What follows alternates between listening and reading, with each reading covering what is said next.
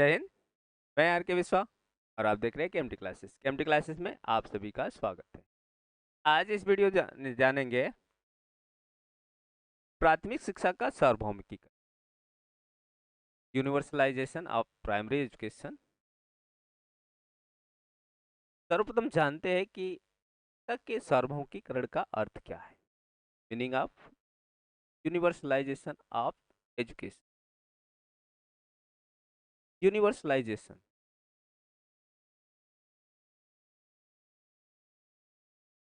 में जो इसका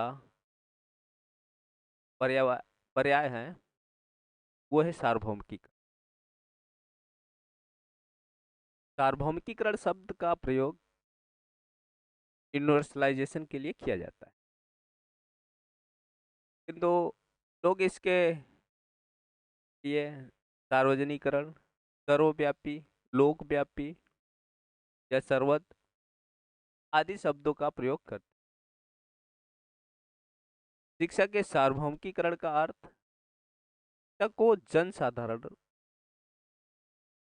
जनसाधारण के लिए सुलभ बनाना।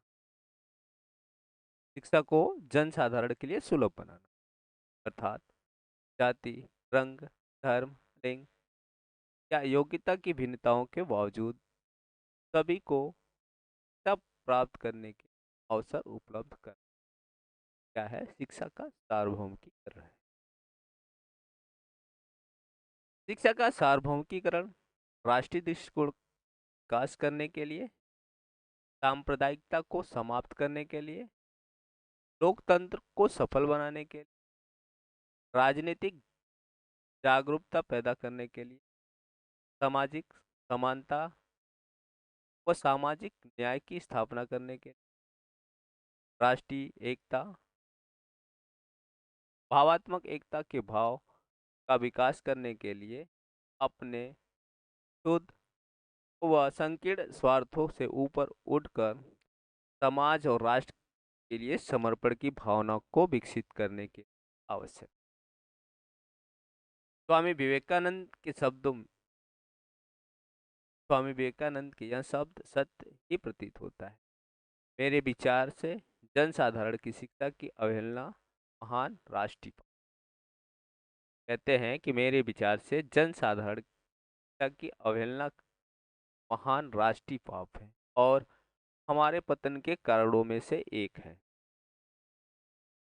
तब राजनीतिक उस समय तक सफल रहेगी जब तक कि भारत में जनसाधारण को बार फिर भली भांति शिक्षित महात्मा। ये स्वामी विवेकानंद के जो शब्द हैं, बातें हैं, आज ये सत्य प्रतीत। शिक्षा का सार्वभौमिकीकरण, यूनिवर्सलाइजेशन ऑफ प्राइमरी एजुकेशन, यानी जो प्राथमिक शिक्षा का सार्वभौमिकीकरण है वो क्या है। शिक्षा का सार्वभौमिकीकरण किस स्तर तक किया जाए, यह राष्ट्र विशेष आर्थिक और राजनीतिक इच्छा शक्ति पर बहुत कुछ निर्भर करता है। इंग्लैंड में 5 वर्ष से लेकर 15 वर्ष तक की आयु तक के बालकों के लिए विद्यालय में उपस्थित रहना अनिवार्य है। कितना? 5 से लेकर 15 आयु तक के बालकों के लिए विद्यालय में उपस्थित रहना अनिवार्य है। वहीं संयुक्त राज्य अमेरिका में 7 वर्ष से लेकर 16 वर्ष की आयु के सभी बालकों के लिए विद्यालय जाना अनिवार्य है। वहीं भारत में 6 वर्ष से लेकर 14 वर्ष आयु तक के सभी बालकों के लिए अनिवार्य अनिवार्य और निःशुल्क शिक्षा की व्यवस्था करने को कहा गया है।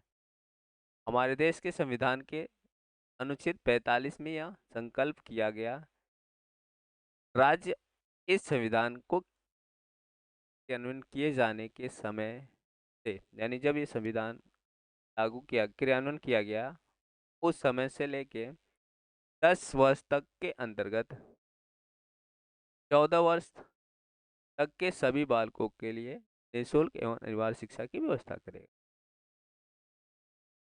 यानी जो 14 वर्ष आयु वर्ष के सभी बालक बालिकाएं हैं उन सभी के लिए शिक्षा की व्यवस्था करेगा। और राज्य सरकार, राज्य इस संविधान के प्रारंभ से 10 वर्ष की अवधि के भीतर सभी बच्चों को 14 वर्ष की पूरी करने तक निःशुल्क एवं अनिवार्य शिक्षा प्रदान करने का प्रयास करेगा। ये कौन का अनुच्छेद 40। संविधान के 15वें अनुच्छेद में यह व्यवस्था की गई कि अनिवार्य शिक्षा सबके लिए होगी, चाहे वो किसी भी जाति, रंग, धर्म, लिंग, स्थान या वर्ण का हो। यानी कि सभी के लिए यह जो निःशुल्क अनिवार्य शिक्षा होगी वो सभी के लिए होगी, चाहे वो किसी भी वर्ण से आता हो, किसी भी जाति से आता हो, या किसी तरह का कोई भेदभाव नहीं किया जाएगा। प्राथमिक शिक्षा के संबंध में संविधान के संकल्प को पूरा करने के लिए करने और प्राथमिक शिक्षा का लाभ देश के कोने कोने तक पहुंचाने के लिए इस शिक्षा का सार्वभौमिकीकरण किया जाए। अर्थात प्राथमिक शिक्षा का प्रसार प्रसार मतलब इस ढंग से किया जाए, देश के प्रत्येक बालक को प्राथमिक शिक्षा उपलब्ध हो, सुलभ हो और उसका लाभ प्राप्त कर।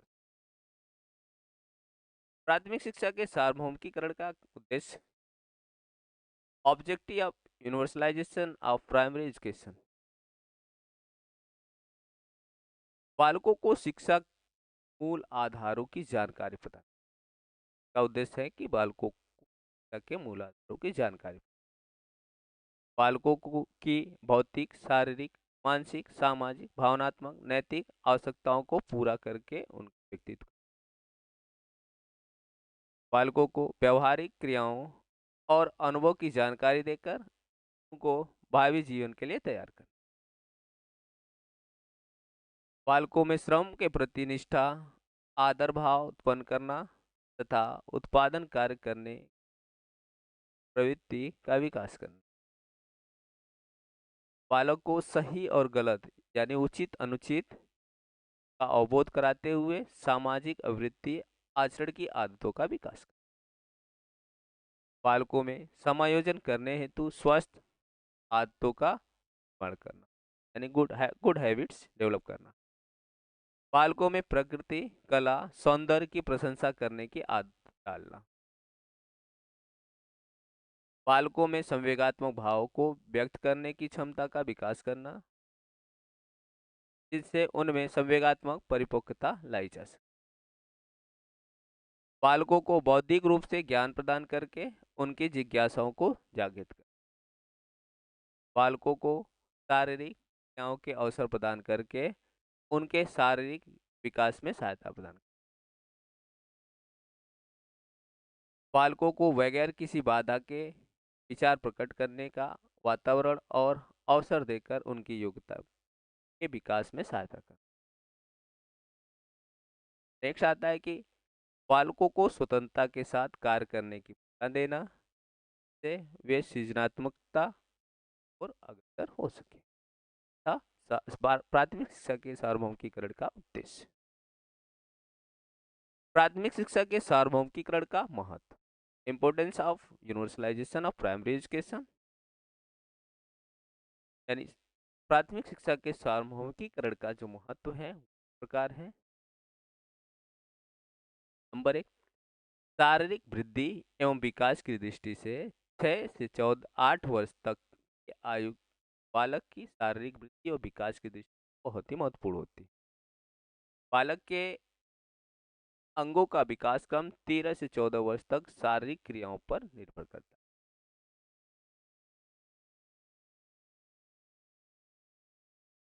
दूसरा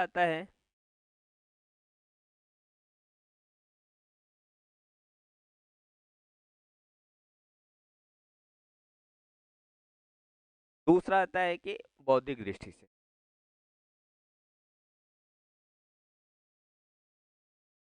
बौद्धिक दृष्टि से तो बौद्धिक दृष्टि से यह अवस्था इसलिए महत्वपूर्ण है, बुद्धि लब्धि जन्मजात होने पर भी उनके प्रयोग का जो विकास क्रम है इसी अवस्था पर निर्भर करता है। बालक अनुभव अधिक होंगे तो उसकी बुद्धि का विकास ठीक प्रकार। तीसरा जो है भावनात्मक दृष्टि, भावनात्मक दृष्टि भावनात्मक दृष्टि के करने का तात्पर्य यह है कि यह अवस्था भावनात्मक दृष्टि से इसलिए महत्वपूर्ण है क्योंकि बालक का निजी और पारिवारिक भावनाओं का परिष्कार इसी अवस्था में शैक्षिक दृष्टि से एक आता है शैक्षिक दृष्टि। तो इस अवस्था में बालक एक और प्राथमिक विषयों में निपुणता प्राप्त करता है तो दूसरी ओर माध्यमिक विद्यालय में प्रवेश प्राप्त करने के लिए योग्यता विकसित करता है। तीसरा नेक्स्ट आता है कि सामाजिक गुणों के विकास की दृष्टि से इस अवस्था में बालक का सामाजिक विकास बड़ी तीव्र गति से होता है। बालकों में सामाजिक गुणों के विकास का आरंभ इसी अवस्था में होता है, इसलिए यह महत्वपूर्ण। नेक्स्ट है कि राष्ट्र प्रेम राष्ट्र गौरव की दृष्टि से यह अवस्था बालक में राष्ट्र के प्रति प्रेम गौरव की भावना का विकास करने के लिए सबसे अधिक उपयुक्त अवस्था होती है।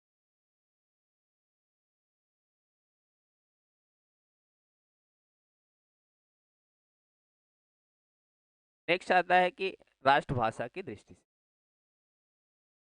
राष्ट्रभाषा की दृष्टि से राष्ट्रभाषा की दृष्टि से यह अवस्था महत्वपूर्ण है क्योंकि बालकों को 5वीं कक्षा तक क्षेत्रीय भाषा सीख लेने के बाद छठी कक्षा में दूसरी भाषा के रूप में सुगमता से राष्ट्रभाषा का ज्ञान कराया जा सकता है, इसलिए यह अवस्था महत्वपूर्ण है। बात करते हैं भारत में प्राथमिक शिक्षा के सार्वभौमिकीकरण के पक्ष। भारत में प्राथमिक शिक्षा के सार्वभौमिकीकरण के जो पक्ष हैं वो 3 प्रकार के पक्ष होते हैं। सुविधाओं का सार्वभौमिकीकरण, यूनिवर्सलाइजेशन ऑफ फैसिलिटीज, नामांकन का सार्वभौमिकीकरण, यूनिवर्सलाइजेशन ऑफ इनरोलमेंट, स्थायित्व का सार्वभौमिक, यूनिवर्सलाइजेशन ऑफ रिटेंशन। पहली बात आती है कि सुविधाओं का सार्वभौमिकीकरण किस प्रकार है। सुविधाओं का सार्वभौमिकीकरण इस प्रकार से है, सुविधाओं के सार्वभौमिकीकरण का अर्थ है कि बालकों को उनके घर के पास शिक्षा प्राप्त करने की सुविधा हो, अर्थात बालकों को उनके घर के पास या उनके घर के आसपास विद्यालय हो जिससे उनको विद्यालय जाने में किसी प्रकार की कोई असुविधा न हो, वह आसानी से विद्यालय पहुंच जाए और अपना शिक्षा प्राप्त करे, यानी कि सभी तक शिक्षा पहुंचाने की सुविधा। ज़्यादा दूर न जाना पड़े, घर के निकट हो, विद्यालय उपलब्ध हो जाए ताकि प्रकार की कोई समस्या न हो। नामांकन की सार्वभौमिकीकरण, यानी जो यूनिवर्सलाइजेशन ऑफ इनरोलमेंट है, नामांकन का सार्वभौमिकीकरण का अर्थ है कि जो 6 से लेकर 14 वर्ष तक के देश के सभी बालक बालिकाओं का प्राथमिक शिक्षा में नामांकन अर्थात प्राथमिक विद्यालयों में प्रवेश दिलाना, यानी जो 6 से लेकर 14 वर्ष तक के सभी बालक बालिकाओं का विद्यालय में प्रवेश कराना या नामांकन करना। जब विद्यालय घर के निकट होगा, विद्यालय की स्थापना होगा, उसके बाद यह प्रयास किया जाना चाहिए ताकि सभी बालकों बालिकाओं का विद्यालय में नामांकन हो सके, नामांकन कराने के लिए प्रयास करें। तीसरा, स्थायित्व का सार्वभौमिकीकरण, यूनिवर्सलाइजेशन ऑफ रिटेंशन। स्थायित्व का सार्वभौमिकीकरण का अर्थ है बालक का विद्यालय में नामांकन कराने अर्थात प्रवेश लेने के उपरांत विद्यालय में शिक्षा प्राप्ति तक उसी में बने रहे, यानी जब तक शिक्षा पूरी ना हो जाए तब तक वो विद्यालय में बने रहे। कह रहे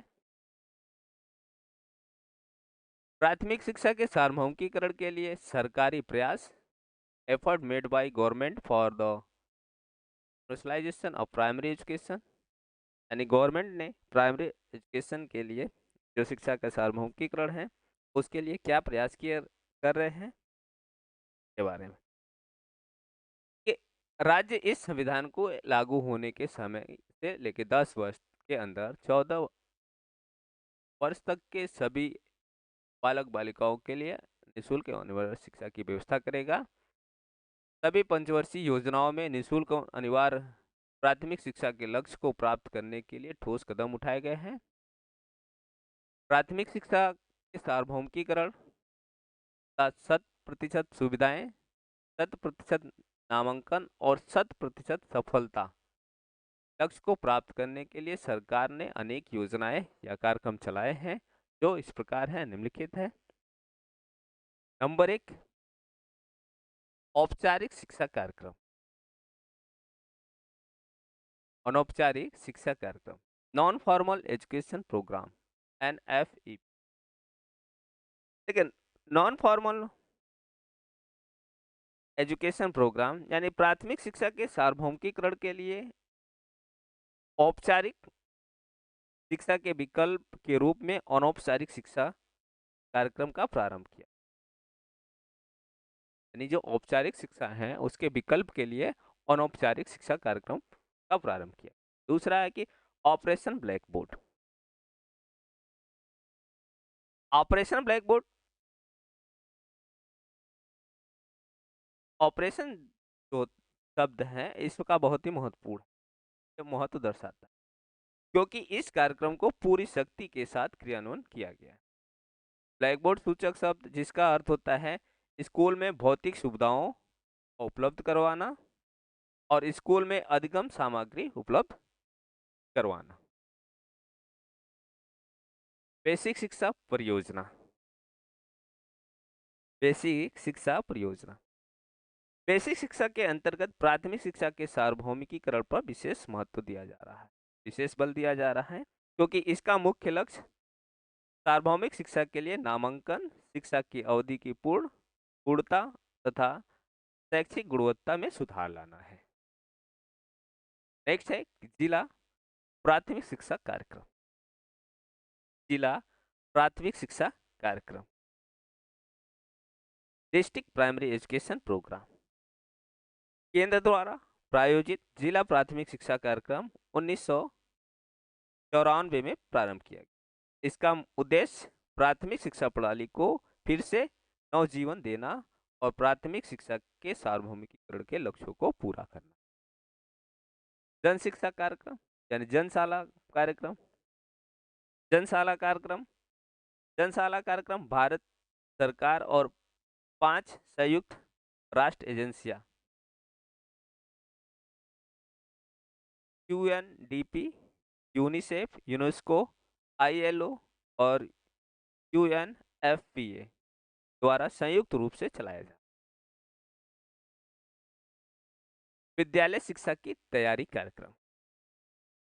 विद्यालय शिक्षा की तैयारी कार्यक्रम, इस कार्यक्रम में शिक्षक द्वारा प्रारंभ में 1.5-2 माह तक ऐसी मनोरंजक शिक्षाएं या शैक्षिक क्रियाएं कराई जाती हैं जिससे बच्चों के प्रति आकर्षित हो और बच्चों का शिक्षा के प्रति रुचि उत्पन्न किया जाए। राष्ट्रीय साक्षरता मिशन। राष्ट्रीय साक्षरता मिशन में महात्मा गांधी ने कहा था, निरक्षरता हमारे देश के लिए सबसे बड़ा अभिशाप या कलंक है। सब पढ़े सब बढ़े। प्राथमिक स्तर पर बालिका शिक्षा हेतु राष्ट्रीय कार्यक्रम। प्राथमिक स्तर पर बालिका शिक्षा हेतु राष्ट्रीय कार्यक्रम यानी सर्व शिक्षा अभियान की वर्तमान योजना के अधीन national programme of education for girls at elementary level प्राथमिक स्तर पर सहायता प्राप्ति से वंचित यानी पिछड़ी बालिकाओं हेतु अतिरिक्त संसाधन उपलब्ध कराता है। स्कूल चलो अभियान। स्कूल चलो अभियान जुलाई 1998 में कक्षा 1 से 8 तक के बच्चों को विद्यालय के प्रति आकर्षित करने के लिए स्कूल चलो अभियान चलाया गया। सर्व शिक्षा अभियान। सर्व शिक्षा अभियान योजना सन 2001 में प्रारंभ की गई। यह राष्ट्रीय योजना के रूप में देश के सभी जनपदों में लागू की। इस योजना के का उद्देश्य 6 से लेकर 14 आयु वर्ष के सभी बालकों को उपयोगी और प्रासंगिक शिक्षा उपलब्ध कराना। कस्तूरबा गांधी बालिका विद्यालय योजना।